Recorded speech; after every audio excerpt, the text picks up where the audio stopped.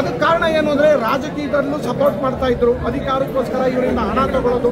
ಸ್ಥಿತಿವಂತರು ಎಲ್ಲಿ ನಾವು ನಮ್ಮ ಜಮೀನುಗಳನ್ನ ನಮ್ಮ ಸಮಾಧಾನಕ್ಕೆ ನಾವು ಬೇರೆಯವ್ರಿಗೆ ಬಿಟ್ಕೊಟ್ಬಿಟ್ರೆ ನಾವು ಎಲ್ಲಿ ಅವ್ರು ಸಮ ಆಗೋಗ್ಬಿಡ್ತೀವಿ, ಅವ್ರಿಗಿಂತ ಕೆಳಮಟ್ಟಕ್ಕೆ ಹೋಗ್ಬಿಡ್ತೀವಿ ಅನ್ನೋದು ಭಯ.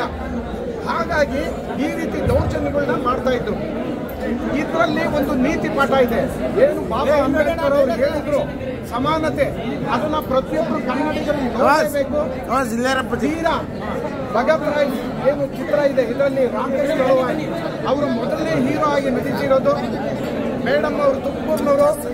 ಹಾಗಾಗಿ ಇಂಥ ಕನ್ನಡ ಚಿತ್ರಗಳನ್ನ ಪ್ರೋತ್ಸಾಹಿಸಿ ದಯವಿಟ್ಟು ನೀವು ಇಷ್ಟೊಂದು ಹೇಳಿದ್ರು ನೋಡಿ. ನಾನು ಅದಕ್ಕೆ ನಾನು ಆಗ್ಲಿಂದ ಒಂದೇ ಹೇಳಿದ್ದು ಏನು ಗೊತ್ತಾ ಅಣ್ಣ, ಎಲ್ಲ ಗಾಡಿಗಳಿಗೂ ಹಿಂದೆ ಇರುತ್ತೆ ಟೈರು, ಎಲ್ಲ ಗಾಡಿಗಳಿಗೂ ಹಿಂದೆ ಇರುತ್ತೆ ಟೈರು.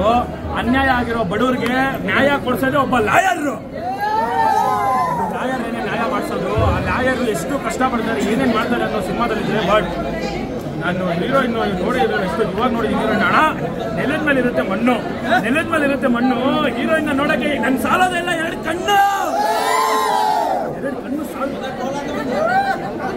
ಹೀರೋ ಇಲ್ಲ. ನಾನು ನಿಜ ಹೇಳ್ತಿದ್ದೀನಿ, ಹೀರೋ ಮಾತ್ರ ನಾನು ಆವಾಗಲೇ ಹೇಳ್ತಾ ಇವಾಗ ಅಂದ್ರೆ ಏನಕ್ಕೆ ಆ ಥರ ಅಂದರೆ ಆ ಎಲಿವೇಶನ್ ಸೀನ್ಸ್ ಆಗಿರ್ಬೋದು ಮತ್ತು ಅವ್ರ ಆ್ಯಕ್ಟಿಂಗ್ ಆಗಿರ್ಬೋದು ತುಂಬ ನಾವು ಏನೋ ಅವರು ಒಂದು 10-15 ಸಿನಿಮಾ ಮಾಡಿರೋ ಮಾಡಿದ್ದಾರೆ. ಅದಕ್ಕೇನೋ ಒಂದೇ ಮಾತು ಹೇಳೋದು ಅಣ್ಣ, ಜಾಸ್ತಿನ ಆದ್ಮೇಲೆ ಸಿಗ್ತಾರೆ ಅಂತೀವಿ ಹಾಯಿ, ಜಾಸ್ತಿನ ಆದ್ಮೇಲೆ ಸಿಗ್ತಾರೆ ಅಂತೀವಿ ಹಾಯಿ.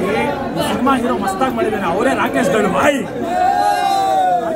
ಪ್ರತಿಯೊಬ್ಬರು ಚೆನ್ನಾಗಿ ಮಾಡಿದ್ದಾರೆ, ಪ್ರತಿಯೊಬ್ಬರು ಚೆನ್ನಾಗಿ ಮಾಡಿದ್ದಾರೆ. ಸಿನಿಮಾ ಹೆಂಗಿರುತ್ತೆ ನೋಡಿ. ಇವಾಗ ನಾವು ಇಷ್ಟೆಲ್ಲ ಅಂತೀವಲ್ಲ, ಇದೆಲ್ಲ ಅಂದ್ಮೇಲೆ ನಿಮ್ಗೆ ಹೆಂಗೆ ಅನ್ಕೋತೀರ ಅಂದರೆ ಸಿನಿಮಾ ಏನೋ ಬೇರೆ ಏನೋ ಮೆಸೇಜ್ ಇರುತ್ತೆ ಅಲ್ಲ ಬೈ, ಮಸ್ತಾಗಿದೆ ಅನ್ಕೊಳ್ಳಿ. Elevation scenes, goose bump scenes ಪಕ್ಕಾ ಕಮರ್ಷಿಯಲ್ ಅನ್ಕೊಳ್ಳಿ, ಮಸ್ತಾಗಿದೆ. ಅದ್ರ ಜೊತೆಗೆ ನಮ್ಮ ಬಾಬಾ ಸಾಹೇಬ್ B.R. ಅಂಬೇಡ್ಕರ್ ಅವ್ರದ್ದೊಂದೇ ನೋಡಿ, ಅದು ಒಂದು ಎಷ್ಟು ಚೆನ್ನಾಗಿ ಹೇಳಿದ್ದಾರೆ ಅಂದರೆ ಸಿನಿಮಾದಲ್ಲಿ ಅದು ತುಂಬ ಇಷ್ಟ ಆಗಿದ್ದು ನನಗೆ. ಅದೇ ಲೈನು ದೇವರಿಗೂ ಕೆಲವೊಂದ್ಸಲ ಭೇದ ಭಾವ ಬಂದ್ಬಿಡುತ್ತಂತೆ. ಆದರೆ ನಮ್ಮ ಸಂವಿಧಾನಕ್ಕೆ ಮಾತ್ರ ಇವತ್ತಿನವರೆಗೂ ಯಾರೇ ಇರಲಿ ಏನೇ ಇರಲಿ ಭೇದ ಭಾವ ಅನ್ನೋದಿರಲ್ಲ. ಅದಕ್ಕೇನೆ